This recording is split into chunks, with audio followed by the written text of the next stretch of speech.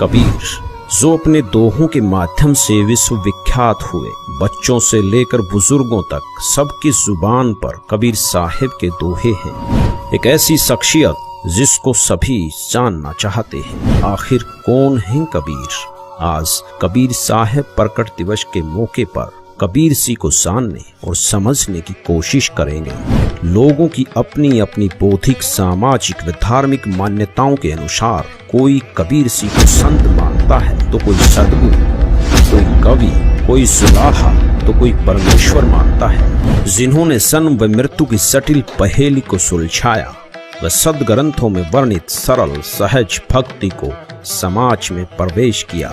जिन्होंने अपने ज्ञान से धार्मिक पाखंड व साती पाती के जहर को समाप्त किया और हमें उस अग्नि से बचाया जो हमें अब तक जलाकर भस्म कर चुकी होती।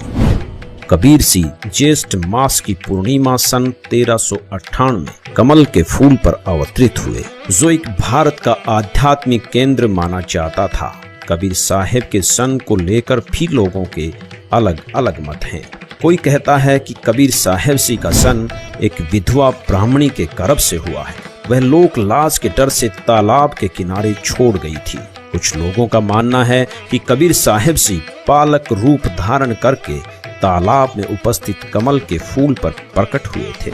लेकिन जो पहला मत है कि कबीर साहिब सी का सन विधवा ब्राह्मणी से हुआ था, हमारी टीम ने इस धारणा पर विश्लेषण किया तथा इतिहास की छानबीन की गई तो बात गलत सिद्ध हुई, क्योंकि इस विषय में कोई भी प्रमाण नहीं मिला, न कहीं विधवा ब्राह्मणी का जिक्र है, जिसका प्रमाण हम आगे इस वीडियो में दिखाएंगे।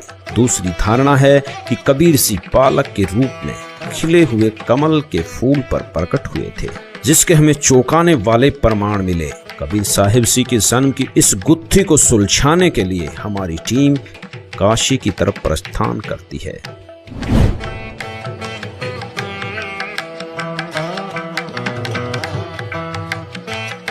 बेशक कबीर सी के बारे में अलग अलग लोग अपनी राय अलग अलग रखते हों, लेकिन उन सब का मूल भाव एक ही है कि वो एक महान संत थे, जिन्हें हिंदू और मुसलमान समान रूप से स्वीकार करते थे।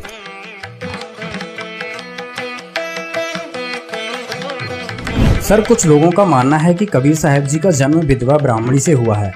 इस बारे में आप क्या कहेंगे? हम लोग बीजक जो पढ़ते हैं तो एक तालाब दिखाया गया, किसी तालाब में उनकी पैदाइश हुआ और वहाँ से नीरू और नीमा लेके इसी मठ में उनको लालन पालन किए, ज्ञान लिए कबीर चौरा से। सर, जो बच्चों का पाठ्यक्रम है उसमें जो कबीर जी का जीवन परिचय आता है, उसमें लिखा हुआ है कि कबीर जी का जन्म विधवा ब्राह्मणी से हुआ है। इस बात में कितनी सच्चाई है? आपसे पहले ही कह चुके हैं कि लोग लिख देते हैं कि जानती है कि विधवा ब्राह्मणी के गर्भ में, लेकिन किसी ने तो देखा नहीं था। यहाँ तो इतिहास तो सब लिख दिए है, लेकिन हम लोग मानने के लिए इसको तैयार नहीं है। लोगों का मानना है कि कबीर जी का जो जन्म हुआ एक विधवा ब्राह्मणी के गर्भ से हुआ। इस बात में कितनी सच्चाई है?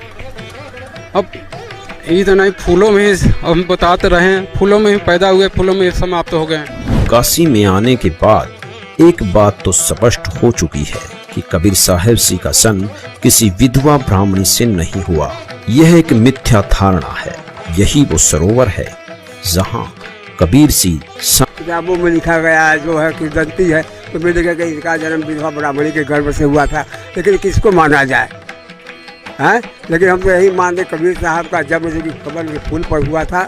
सच्चाई है सर, खाली फूलों पर ही अगर फूलों पर समाप्त हुए ना, फूलों से समाप्त हुए, जहाँ दो ठो फूल मिले। आप कबीर जी को क्या मानते हो? हम तो संत मानते हो, कवि मानते हो, सदगुरु मानते हो, भगवान मानते हो? दुनिया के सबसे बड़ा भगवान तो नहीं है, एकदम सच्चाई है।